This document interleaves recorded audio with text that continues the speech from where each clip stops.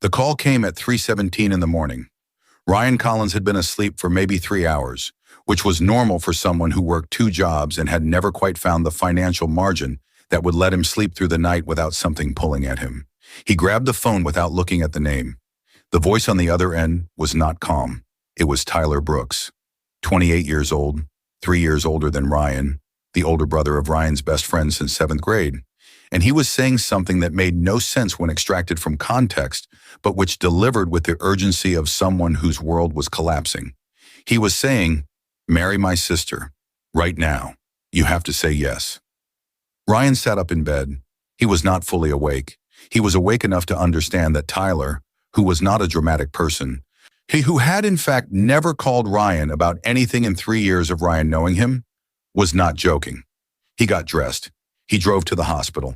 And what he found there, in a waiting room at 4 in the morning, surrounded by legal documents and a debt that had arrived without warning, and a clause in a will that nobody had mentioned out loud until tonight, was the beginning of the most significant decision of his life.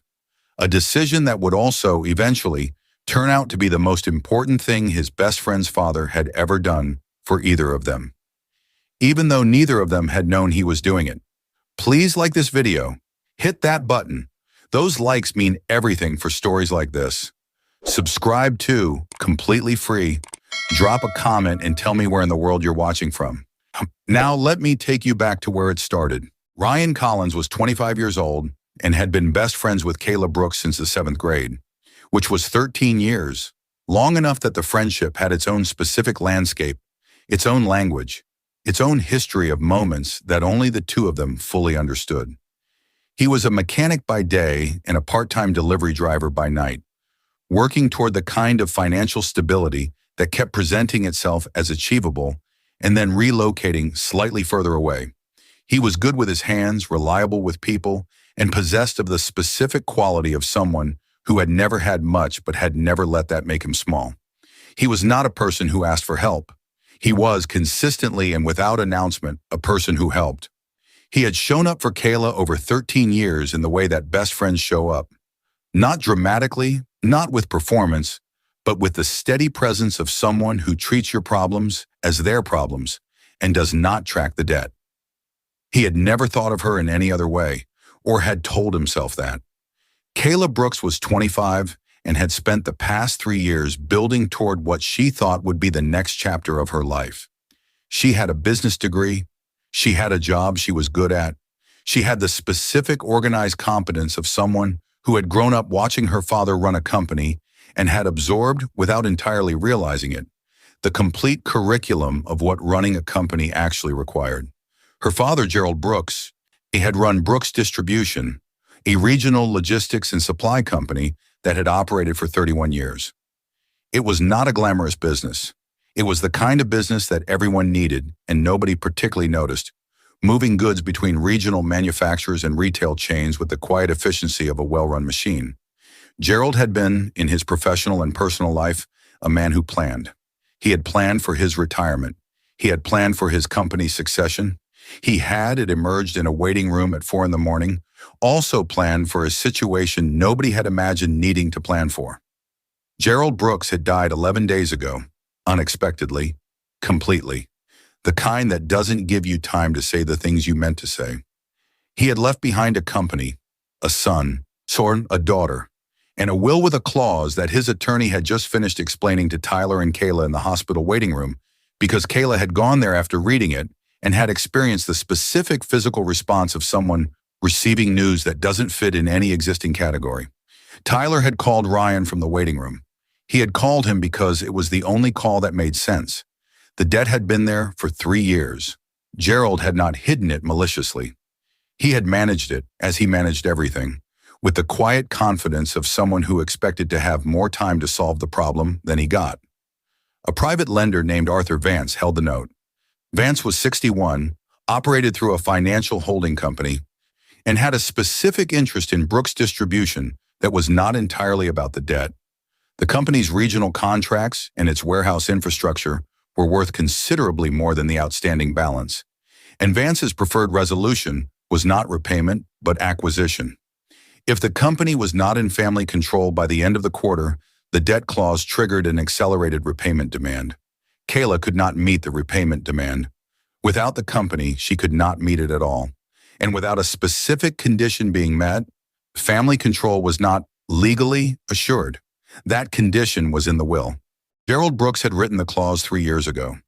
He had written it because he was a methodical man who had seen what happened to family businesses when they passed to people who were not protected by the right relationships. And he had made his assessment of the landscape around his daughter and put it in writing. The clause was specific. In the event of Gerald's death before the debt was cleared, the company's operational control would pass to Kayla only if she was married to a person Gerald had formally identified as trustworthy in the attached addendum. The addendum listed one name, Ryan Collins. Tyler read the name aloud in the waiting room. Kayla had already read it. She had read it 3 times in the car on the way to the hospital. She had not called Ryan herself. She had told Tyler she couldn't make that call. Hannah Ryan sat in a plastic hospital chair at 4 in the morning and read the addendum. Then he read it again. Then he looked at Kayla.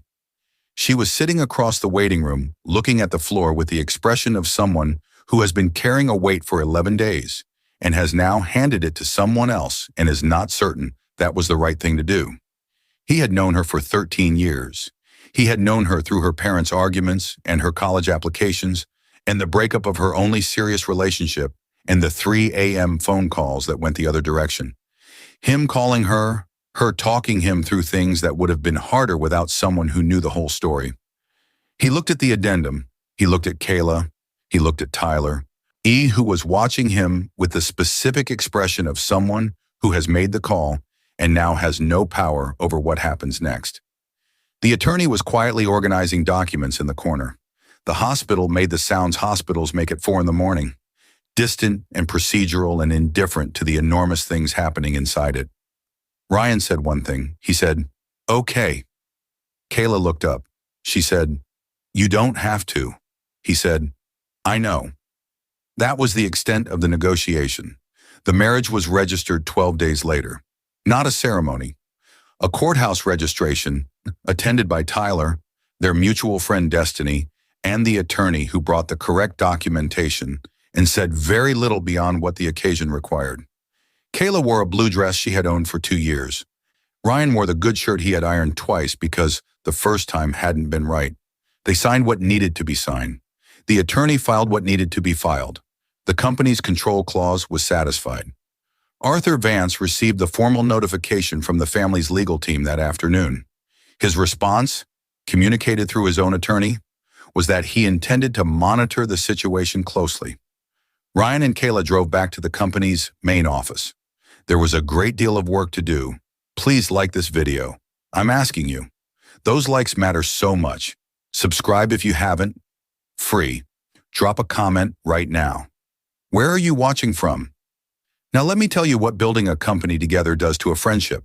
Arthur Vance had not expected the retail chain partnership. His model had depended on the company declining. Slowly, the way undercapitalized businesses decline, gradually becoming less viable until the debt clause gave him what he actually wanted.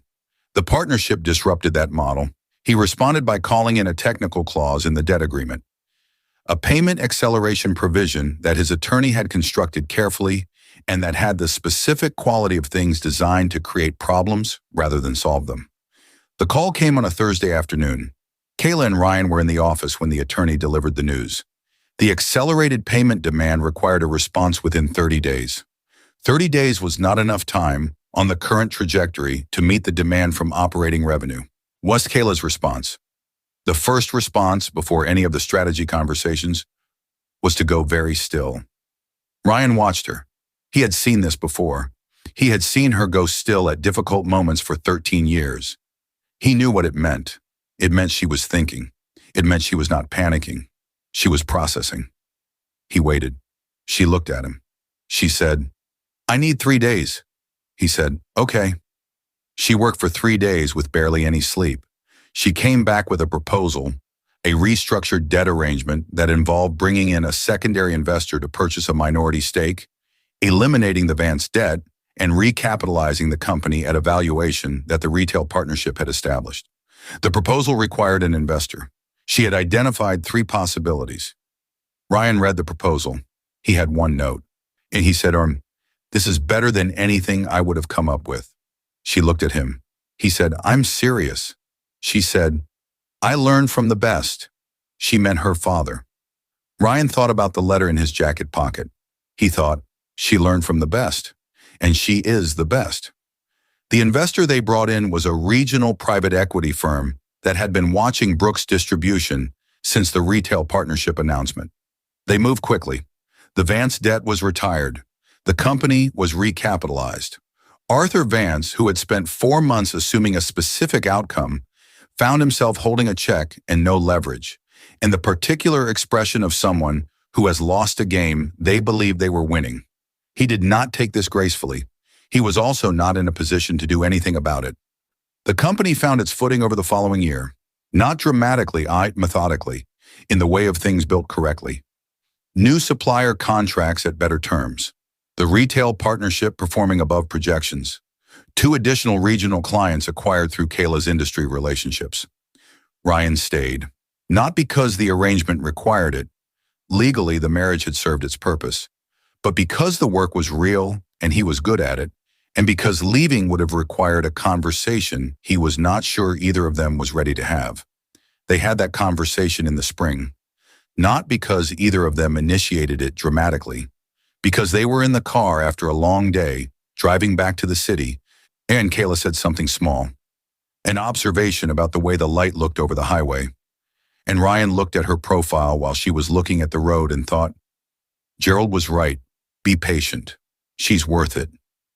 And then he said, I found a letter. He told her about the letter. He told her what it said. He watched her face while he talked. The specific sequence of expressions of someone receiving information that rearranges several years of their own understanding simultaneously. She didn't say anything for a long time. Then she said, he always saw things before I did. Ryan said, he saw this. She said, did you know? Before the letter? He thought about it honestly. He said, I told myself I didn't. She said, and after the letter? He said, I stopped telling myself that. She looked at him. He looked at her. The highway moved under them. They did not rush what came next. They had been friends for 13 years and they treated the next stage with the same care, building it deliberately, letting it be what it was rather than what either of them thought it should look like. Tyler had no comment except to say that he had figured it out about 2 years before they did, which Ryan found irritating and Kayla found accurate.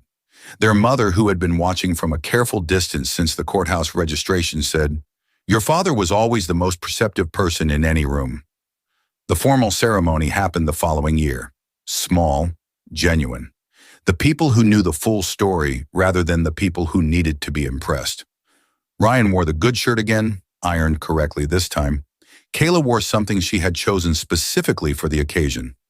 Tyler gave a speech that was 3 minutes long and contained the exact right number of words. Destiny cried, which she had predicted she would, and which she did with complete composure, which she also predicted.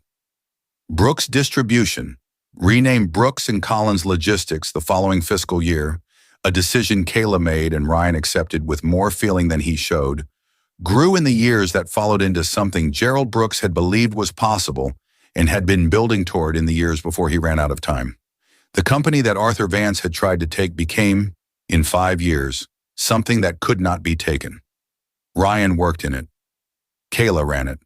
They argued about strategy the way they had always argued, genuinely, productively, in the way of 2 people who trust each other's judgment enough to push back on it. When they made each other laugh, that had always been true. That remained true. Gerald Brooks had known it would. What do you think? Was Gerald right? And if you were Kayla and you found out your father had arranged all of this years in advance, would you be grateful or would you feel robbed of the choice? Drop your answer in the comments. I want the real one, and please tell me where you're watching from. Please like this video. Please, I'm genuinely asking you. Those likes are what keeps this channel alive. Hit the button. Subscribe if you haven't. Free always. Share this with someone today. See you in the next one. They had been working together for 6 weeks when Ryan found the letter.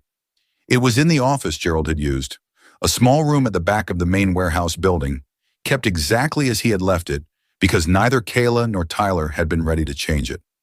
Ryan had been working at the desk one evening, going through supplier contracts, trying to understand the company's existing relationships, when he found an envelope in the bottom drawer. His name was on the front, Gerald's handwriting. He sat with it for a long moment. Then he opened it. Gerald Brooks had written the letter 4 years before he died. He had written it because he was the kind of man who put things in writing, and because there were things he wanted Ryan to know that the will's legal language couldn't carry. Next, the letter said that Gerald had watched Ryan for 6 years by the time he wrote it, had watched him show up for Kayla in the specific, consistent way of someone who had decided that her well-being mattered as much as his own, had watched him handle difficult things, his own financial struggles, his mother's health issues, the ordinary ongoing difficulty of his life, without bitterness and without asking for what he wasn't offered. Gerald wrote that he had seen in Ryan something he had spent his own life trying to be. He wrote that he hoped Ryan would not feel ambushed by what the will required. He wrote that he had chosen him not as a transaction, but as a recognition, that the man who had been quietly showing up for his daughter for years deserved to be seen as such. And at the end, and when the careful handwriting of a man who had planned and still run out of time, Gerald had written, "She doesn't know that she loves you, but she will. Be patient. She's worth being patient for." Ryan sat in Gerald's chair for a long time. He looked at the letter. He thought about 6 years of friendship. He thought about what he had told himself that friendship was. He thought about the past 6 weeks, working alongside Kayla every day, watching her apply everything she had absorbed from watching her father without knowing she was absorbing it, watching her face when she solved something difficult, the specific way she said his name when she wanted to tell him something she was actually excited about. He thought about what the letter said. He put it in his jacket pocket. He did not tell Kayla about it, not yet. The company's situation began to shift in the 8th week. Ryan had identified 3 supplier relationships that were significantly underpriced, contracts Gerald had not renegotiated in 4 years, relationships that had been maintained on the strength of loyalty rather than current market terms. He had also identified a regional retail chain whose distribution needs perfectly matched Brooks' existing infrastructure, a partnership that would increase volume by 30% if secured.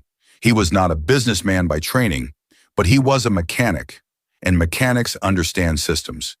He understood, looking at Brooks' distribution, that the system was fundamentally sound. The problem was not what the company was. The problem was what it had been allowed to become in 3 years of undercapitalized management. He and Kayla worked on the retail chain partnership together for 3 weeks. It was the specific kind of intensive collaboration that strips away the management of a relationship and leaves the actual relationship underneath.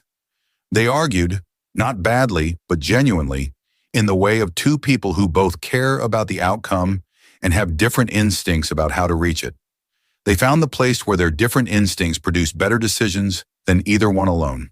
They celebrated the signed partnership agreement at 11 on a Tuesday night in the parking lot outside the office, with 2 sodas from the machine in the break room, which was not glamorous and was entirely them.